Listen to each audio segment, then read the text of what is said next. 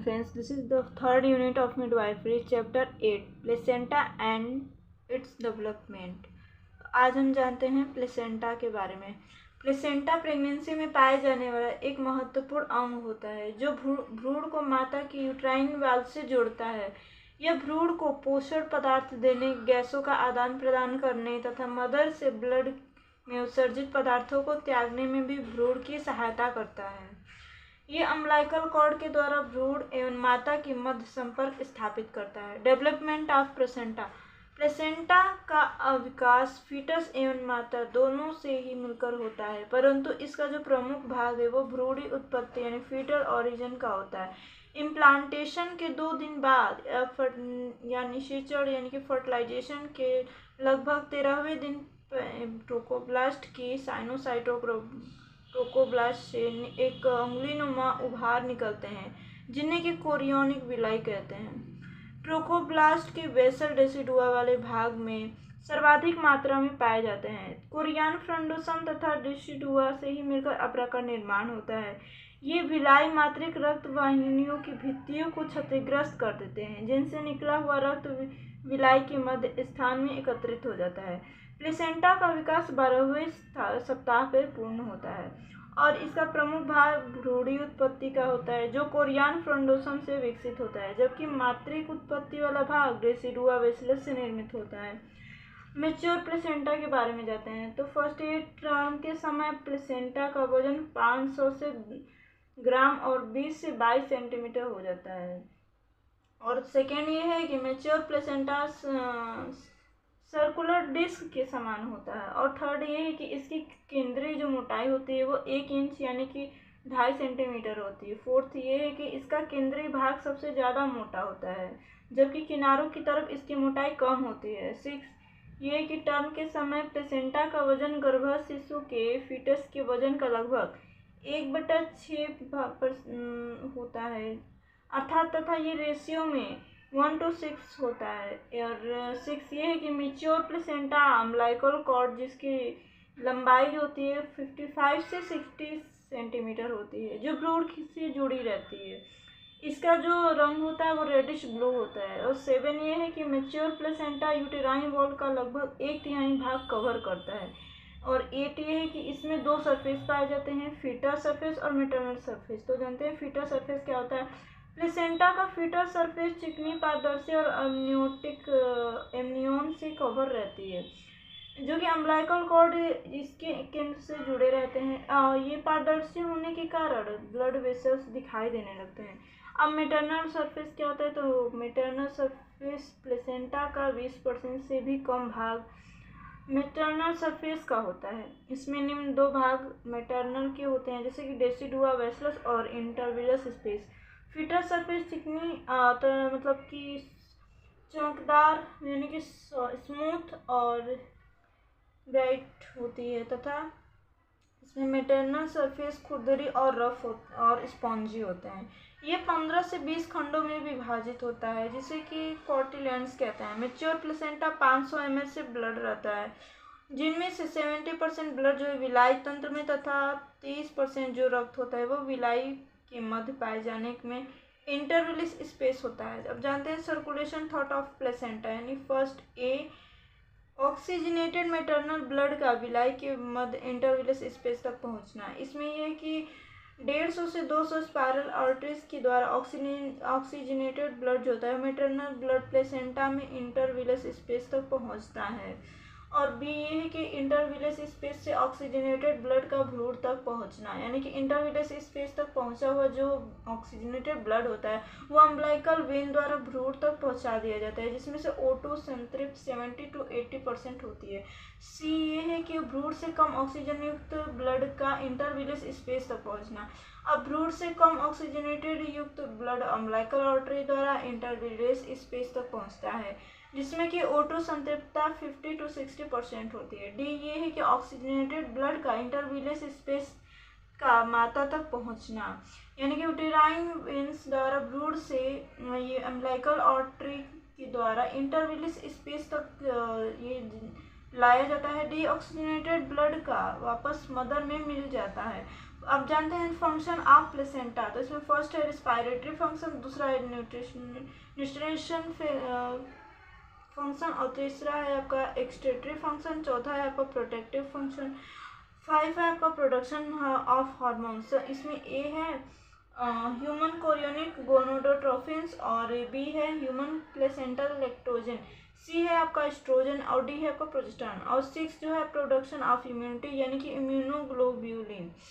अब fetal membranes के बारे में जानते हैं। तो कोरियन जो होती है वो आउटर लेयर होती है, और जो एम्नियोन आपका होता है वो इनर लेयर होता है। अब जानते हैं एमनियोटिक फ्लूइड के बारे में। तो एमनियोटिक फ्लूइड जो होता है एमनियोटिक कॉर्ड में पाए जाने वाला एक ऐसा फ्लूइड है जो कि भ्रूण से चारों ओर पाया जाता है, भ्रूण के चारों तरफ से ये फ्लूइड पाया जाता है, जो क्षारीय प्रकृति का होता है तथा ये पारदर्शी होता है। इसके components of the amniotic fluid के बारे में जानते हैं। तो वाटर जो है वो 98 से 98.5% होता है, और सॉलिड होता है इसमें 1 से 2% होता है। दूसरा ये ऑर्गेनिक सब्सटेंस, तो इसमें protein, creatinine, lipids, bilirubin, glucose, और इनऑर्गेनिक जो सब्सटेंस है वो सोडियम क्लोराइड और पोटेशियम है। सब ये पार्टिकल्स हैं जो लेनुगो है, एक दूसरा है आपका वर्निक्स किस्यूसा है, तीसरा है आपका भ्रूणी त्वचा की एक्सफोलिएटेड सेल की एपिथेलियम कोशिकाएं आदि। एमनियोटिक द्रव के भौतिक लक्षण क्या क्या होते हैं आइए जानते हैं। कलर, इसका कलरलेस, लेकिन टर्म के समय इसका रंग जो है पेंट्रोज हो जाता है। अपीयरेंस इसका क्या होता है कि टर्म के समय वर्टिक्सियोसा की उपस्थिति के कारण ये टर्बिट होता है, और इसका नेचर होता है जो क्षारीय प्रकृति का हो जाता है, जिसका pH 72 होता है, और स्पेसिफिक ग्रेविटी इसका होता है 1.008 होता है। एमनियोटिक फ्लूइड का असामान्य रंग के बारे में जानते हैं।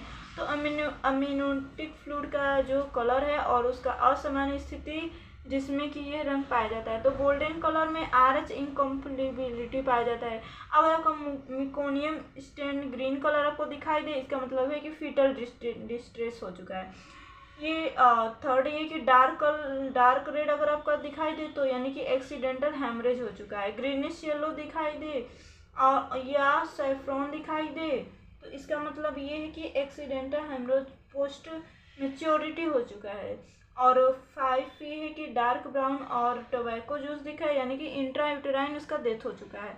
अब वॉल्यूम ऑफ एमनियोटिक फ्लूइड, तो मतलब एक तरफ है गर्भावस्था की अवधि और दूसरी तरफ है एमनियोटिक द्रव की मात्रा, यानी कि 10 वीक का जो होता है वो 25 मिलीलीटर होता है, और जो 12 वीक में होता है वो 50 ml होता है, 20 वीक में होता है वो 400 ml होता है, और 36 वीक में आपका 1000 मिलीलीटर होता है एमनियोटिक द्रव की मात्रा, और 40 वीक में 600 to 800 होता है, और 43 वीक में 200 ml एमनियोटिक द्रव की मात्रा होती है। फंक्शन ऑफ एमनियोटिक फ्लूइड, ये फीटस की बाहरी चोटों से रक्षा करता है। जैसे दूसरा ये है कि एमनियोटिक फ्लूइड एमनियोटिक शेक को फैलाए रखता है जो भ्रूण के मूवमेंट में सहायता करता है।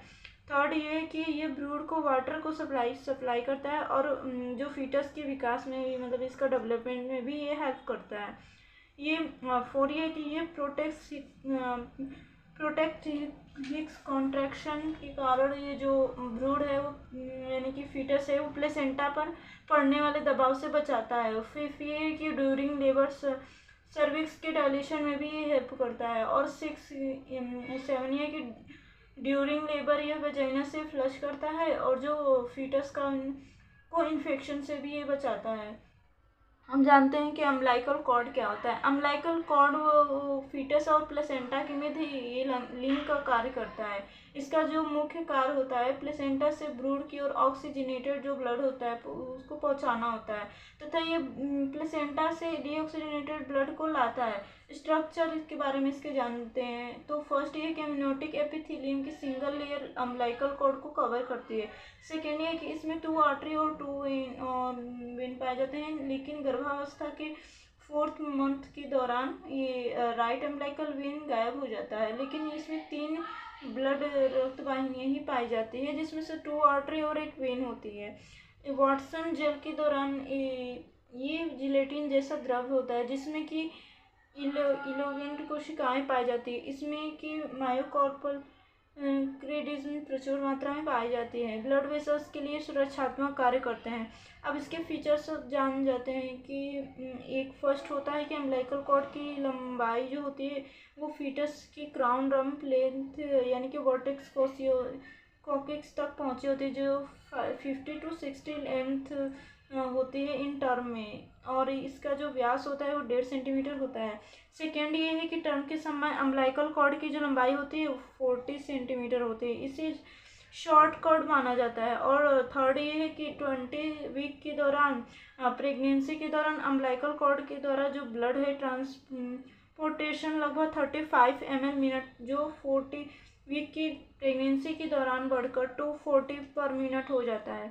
फोर ये है कि अम्बिलिकल कॉर्ड की जो मोटाई होती है इसकी पूरी लंबाई के समान नहीं होती है। वाटसन जेली के एकत्रित हो जाने के कारण इसमें कई जगह पर गांठें पड़ जाती हैं। अब इसके फंक्शन जान लेते हैं। अम्बिलिकल वेन जो ऑक्सीजनेटेड ऑक्सीजन एवं ये पोषण पदार्थ युक्त रक्त प्लेसेंटा से भ्रूण तक ले जाते हैं। और सेकेंड ये है कि अम्बिलिकल आर्टरीज उत्सर्जी पदार्थ जैसे कि यूरिया, यूरिक एसिड, क्रेटिनाइन को फीटस से प्लेसेंटा की ओर ले जाता है। इसमें हार्मोन सिक्रेटेड बाय प्लेसेंटा, तो प्लेसेंटा के द्वारा कुछ हार्मोन सिक्रेट होते हैं। तो इसमें को नोट कर लीजिए कि प्लेसेंटा को पावर हाउस ऑफ प्लेसेंटा भी कहते हैं। इसमें ये तो गर्भस्थ शिशु ड्यूरिंग प्रेगनेंसी प्लेसेंटा द्वारा स्रावित कुछ प्रमुख हार्मोन होते हैं। फर्स्ट ये है कि ह्यूमन कोरियोनिक गोनाडोट्रोफी होता है। तो इसमें ये होता है कि फर्स्ट प्लेसेंटा द्वारा सिक्रेशन पहला हार्मोन होता है जिसे कि रेडियो इम्यूनो एसेसरी के द्वारा पता लगाया जाता है, जो महिला के सीरम या यूरिन में ओव्यूलेशन के बाद 8वें या 9वें दिन पाया जाता है। एचसीजी का उत्पादन प्लेसेंटा की साइनोसाइटोब्लास्ट सेल्स द्वारा पाया जाता है। प्रेगनेंसी के लगभग 60 to 70 डेज में इनकी मात्रा जो होती है 100 से 200 इंटरनेशनल यूनिट पर हो जाती है, और इसकी जो मात्रा होती है वो घटती रहती है, जो गर्भावस्था के 100 दिनों के दौरान घटकर 10 से 20 इंटरनेशनल यूनिट पर ml हो जाती है। इसके दौरान प्रेगनेंसी के दौरान स्थित रहती है। सेकेंड है कि प्रेगनेंसी टेस्ट इसी हार्मोन के द्वारा किया जाता है। अब फंक्शन ऑफ एचसीजी, तो एचसीजी का फंक्शन ये होता है कि ये प्रेगनेंसी के स्टार्टिंग फेज में 6 वीक तक ये कार्पस ल्यूटेनम को बनाए रखता है और इसमें प्रोजेस्टेरॉन हार्मोन को सिक्रेट करने के लिए प्रेरित करता है।